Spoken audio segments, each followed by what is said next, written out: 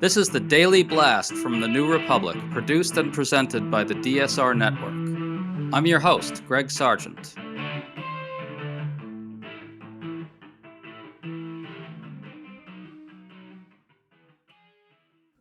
With the midterms fast approaching, three things are happening all at once. Donald Trump is escalating his war in Iran, the ICE killings have started up, and Trump just unleashed a huge wave of new global tariffs. All this comes amid another unappreciated dynamic. Due to Trump, the GOP has squandered its traditional advantages on three fronts: national security, immigration, and the economy. And everything Trump is doing right now seems likely to only exacerbate that. To see how all this is playing on the ground, we're talking to Democratic strategist Andrew Bates, who is working on a number of midterm races.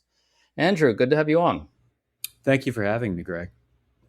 Let's start with the tariffs. This week, Trump unleashed a huge new wave of them, around 10% on goods from more than 80 countries, some higher than 10%. This includes 50% tariffs on Canadian exports. Andrew, the initial wave of tariffs are what caused Trump's approval on the economy to start unraveling in the first place. They're a big reason he's at extraordinary lows on the economy right now. What are you hearing back from Democratic candidates? Are you hearing that they're planning to campaign hard against the new round? Yes, they are. There's a big change between 2024 and 2026 in the way that both parties are going to talk about tariffs. And it's because in 2024, tariffs coded to a lot of people as this is a way you shake up the economy. There's a lot of fatigue with high prices. Trump was promising that immediately, quote unquote, he would lower costs, and tariffs were a critical way he said he would do this. Then people lived through them. And now, like you were talking about, because prices went up across the board, they're extremely unpopular. And more tariffs are the opposite of what voters want, including a lot of Republican voters. So it's something that Democrats, wherever they fall within the ideological spectrum of the party, have been unified in calling out as something that are going to hurt everyday people. It's also powerful that the tariff revenue goes to fund the tax breaks for billionaires and monopolies, which are also very unpopular. Yeah, and in fact, that's what tariffs are. They're a tax, and Trump has openly and explicitly used them to offset shortfalls created by cutting taxes on the super rich.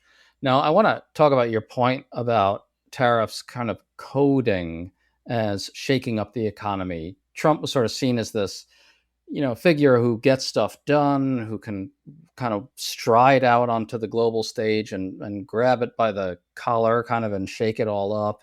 And I think those tariffs, when he was talking about them, may have also coded as, in some sense, pro worker. He's protecting American workers with the government, with decisive action.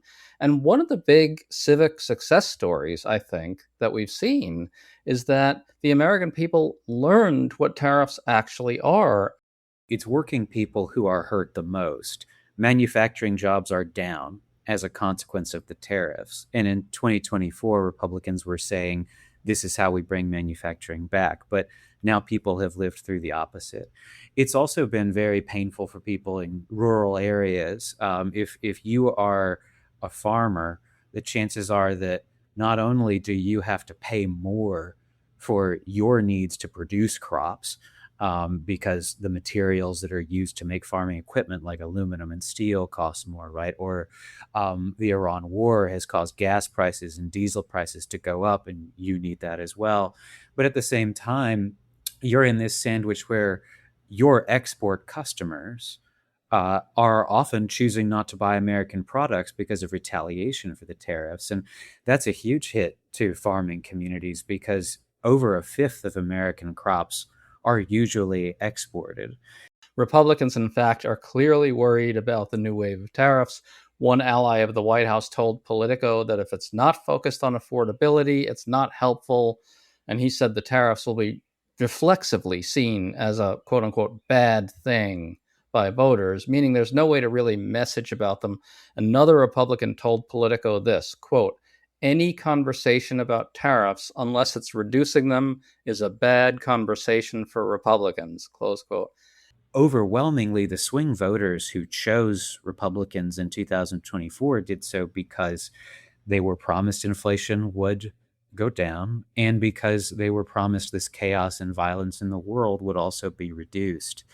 It's not that these people were signing a contract that they were going to worship the My Pillow guy or anything like that. It's that they had practical needs. And when you see a president do things like prioritize a ballroom one day and then the next day raise your prices actively anymore, you want to see your member of Congress stand up against it. And too many of these Republicans are in a cowed place where they aren't doing it, but a lot of them are really going to wish that they had. Well, Andrew, you're working for Rebecca Cook, who's running against Representative Derek Van Orden in one of the most contested House races in Wisconsin. It's an interesting district. It's pretty rural. It's Republican leaning. What are you seeing on the ground there with regard to the tariffs? Is that a place where she can really engage on this issue, and how? She's been very critical of the tariffs, and she has unique credibility to talk about it because she grew up on a dairy farm, and her family needed to sell their cows because of competing with big ag. And so she knows what it is like uh, to struggle and to come from an agricultural background. And like we were talking about a moment ago, the tariffs have been especially hurtful to farmers because while all their input costs are rising, while they have to pay more for diesel, for equipment, for fertilizer, as a combination of what's happened with tariffs and the Iran war, other kinds of chaos, at the same time, they're losing export customers. And she has been very hardworking about going to every single corner of the district to hear from people and to talk with them about what needs to change. And she has also been very emphatic about how the big, beautiful bill at the same time has done so much to hurt working people in the district, like closing down hospitals. I'm sorry to interrupt, but I really have to tell you about our Substack. The DSR Network Substack is the absolute best way to follow Deep State Radio, the DSR Daily, Words Matter, Need to Know, Scylla Consciousness, AI Energy and Climate, and the Daily Blast. Sign up to get notified every time a new episode drops and stay up to date on the latest news and expert analysis. You can also support us by becoming a paid member. Paid members get an ad-free listening experience, select episodes 2 days early, access to live-streamed episodes, and 50% off of David's Need to Know Substack. Please consider joining us at dsrnetwork.substack.com. That's dsrnetwork.substack.com. Thank you, and back to the show. Well, Andrew, it's still tough to win these rural voters. The problem is that even if they agree with us and agree with Democrats about the tariffs, about the economy, and so forth, they're just culturally very, very pro-Republican. This is a tough district. Can you talk candidly about whether it's really possible to convert those voters and take what is essentially a real set of sentiments, a real set of dissatisfactions, and convert them into a willingness to vote for Democrats? Why is that so hard? It's hard because we have made a lot of mistakes during this time period as a party, and I think that it has to begin with what we were just talking about, which is respect. We are up against several big disadvantages, one of which is right now Republicans have a much bigger megaphone than Democrats do. There are media outlets like Fox News that have much bigger audiences than mainstream media or Democratic leaning media. Republicans have also been smarter about investing in reaching people online, which also goes to the point about respect, because an important measure of respect is, are you doing the work to come into people's living rooms, to meet them where they are? And we failed in that area when it comes to going on to podcasts and streaming shows and a lot of these platforms where people really get more of their information now. But it also has to do with having the guts to show when a stereotype that's being applied to you is not right. Um, for example, there is a notion that gets pushed on the right that Democrats look down on people of faith. And in my experience, as a person of faith from North Carolina who's proud of both of those things, that's not how most of the Democrats I have known in my life actually feel. Most of the Democrats I've known are fellow religious people, but there are some voices within our larger coalition who do further those kinds of stereotypes, and that puts even more of an onus on those of us who really care about reaching out and growing our level of support to show that that's not who we are. And a big part of it also has to do with, along similar lines, there is a widespread belief that Democrats feel like if we have a single disagreement with you, we think you are a bad person and that you are not very smart and that we don't want your vote. When we need to be as inclusive as possible. Andrew, tell us what specifically Rebecca Cook is doing to reach some of these very hard to convert voters, rural Americans, people who voted for Trump, right-leaning independents, those types of people. What specifically is she doing? She's showing up everywhere, including the smallest towns and the most rural corners of that district. She's proving to people that she's listening to them, because that's crucial. Whoever listens the most to voters and treats them with respect, I think, is often the candidate who wins. She is talking about how her personal lived experience means that she can relate to people who are hurting now. She's someone who works multiple waitress jobs right now to make ends meet. Like we were talking about, she grew up on a dairy farm that had trouble competing with bigger agricultural interests. And she also has had the courage to say when she disagrees with certain points of view that do exist within the Democratic Party. Like, she has been very clear that she thinks the idea of defunding the police is a really bad one, and that she would never vote for anything along those lines. And that is something that goes a very long way with folks who, like most of the country, are not political junkies, but have heard that about Democrats, and it makes them skeptical. Yeah, I can see that that would be kind of a signifier of sorts. And that kind of brings me to immigration. We're seeing these two other major developments in addition to this huge wave of tariffs and all this economic discontent. We're now having more situations where these paramilitary forces unleashed by Trump are killing people on the streets of US cities. We are also seeing the war escalate. Trump is yet again today, as we speak, he's talking about how he's going to just destroy Iran and bomb this and bomb that, and kind of scoffing at the idea that there's anything wrong with bombing civilian targets.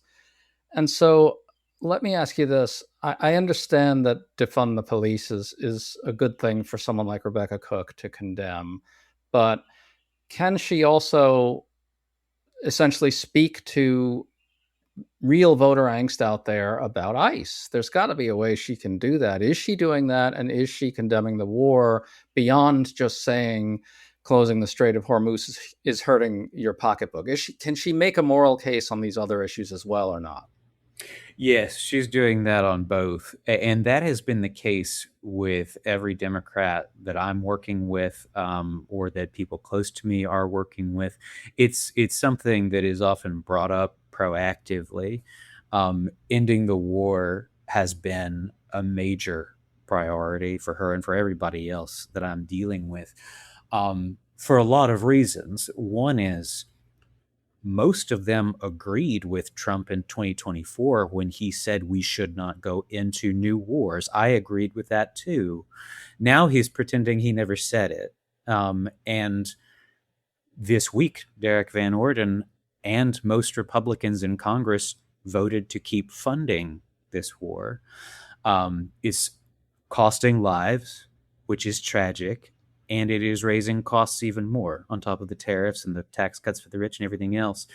And on the subject of ICE, something that connects almost everything that people dislike about the Republicans who are in charge in Washington now is abuse of power. That's true with this illegal war. It is true when you think about the horrifying behavior of ICE agents, racially profiling people, harassing folks in their community. There have been innocent people killed. Um, it's also abuse of power when you see Donald Trump and his family making billions of dollars off of taxpayers in ways that make what they screamed at Hunter Biden for look quaint. But yes, I think that especially after the killings in Minnesota and the videos that have been pervasive on social media, where everyday Americans, including strong Trump supporters, see law enforcement officers wearing masks and killing people despite them being in complete accord with the law. Like Alex Preddy, um, he had every legal right to have a pistol on his person.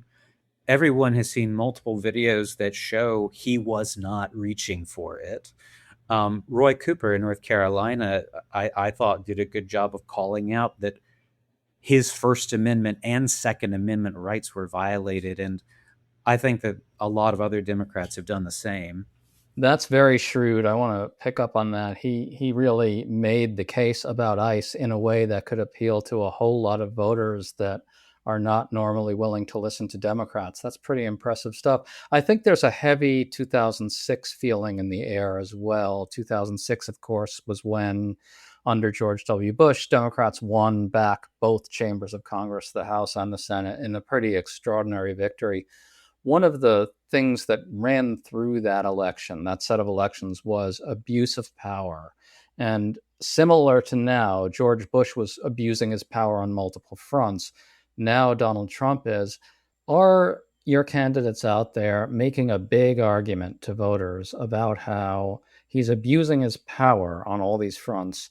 These are areas that Democrats have historically been a little reluctant to be aggressive in: national security, immigration. But there's a through line here. He's completely out of control. He's a madman, basically. Are Democrats that are running in tough areas able to make a big argument about those things? Yes, and I think what really punctured the reasons for why Democrats were cautious about this in the past is the same thing as with the tariffs. It's that people have lived through things that they strongly disapprove of. And in 2024 and earlier, warnings about this kind of behavior that you were seeing from ICE, or the kind of out of control national security situations, it didn't sound realistic to people. But now that they are seeing it with their own eyes, and they could not be more opposed, that changes so much. Well, let's go to the big picture, which is that Republicans generally have this advantage in three areas: national security, immigration, and the economy. He's now deeply underwater on every one of those things, and the polls are telling us very clearly that this is hurting Republicans. The new Fox poll has Democrats leading Republicans on the economy by 54 to 45%, 9 points on the economy. Democrats are 1 point up on Republicans on immigration in the Fox poll.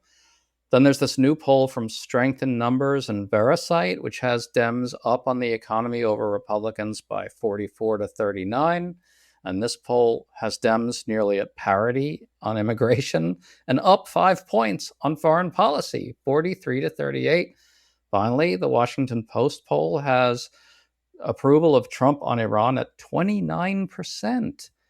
I've not seen anything quite like this before. We're looking at sort of a level of, I guess, transformation in what's going on with the electorate and what's going on with the parties that's really kind of unusual. Can you talk about that big picture? Yes, and I think this connects several of the themes we've talked about. One is disrespect of the voters by egotistical people in charge. The other is the need to listen to voters about what it is that actually causes them pain in their daily lives. And prices were already high in 2024 when Republicans ran on lowering them. There was already so much chaos and violence in the world when Republicans ran in 2024 on stabilizing the world.